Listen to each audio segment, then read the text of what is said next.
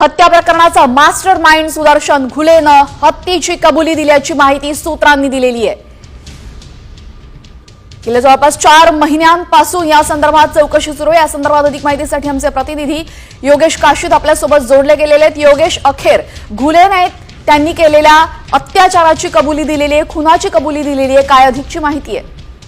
नक्कीच संतोष देशमुख यांच्या हत्या प्रकरणाचे पडसाद संपूर्ण महाराष्ट्रामध्ये पाहायला मिळाले।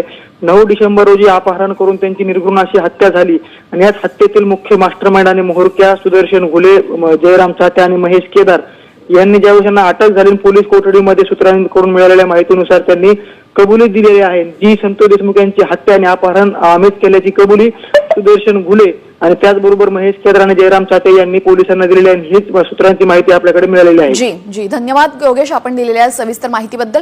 तर आरोपींकडून आता हत्येची कबुली मिळाल्याची माहिती सूत्रांनी दिली असून संतोष देशमुख हत्या प्रकरणासंदर्भातली अत्यंत महत्त्वाची अपडेट आता समोर आलेली आहे। अखेर गुन्हेगाराने त्यांची कबुली दिली असून या संदर्भातली महत्त्वाची अपडेट आपण पाहिली आहे। तर हत्येचा मास्टरमाइंड सुदर्शन घुलेनं हत्येची कबुली दिल्याची माहिती सूत्रांनी दिली आहे। देशमुख हत्या प्रकरणातील 3 आरोपींनी गुन्ह्याची कबुली दिल्याची माहिती सूत्रांकडून हाती आली आहे। तर सुदर्शन घुले, जयराम चाटे आणि महेश केदार यांनी कबुली दिल्याची माहिती आहे। आवादा कंपनीतला खंडणीचा व्हिडिओ दाखवताच घुलेनं कबुली दिल्याची माहिती सूत्रांनी दिली आहे। होय, आम्हीच अपहरण करून खून केला अशी कबुली यावेळेस घुलेनं दिलेली आहे। त्यामुळे ही अत्यंत महत्त्वाची अशी अपडेट आपण पाहिलेली आहे।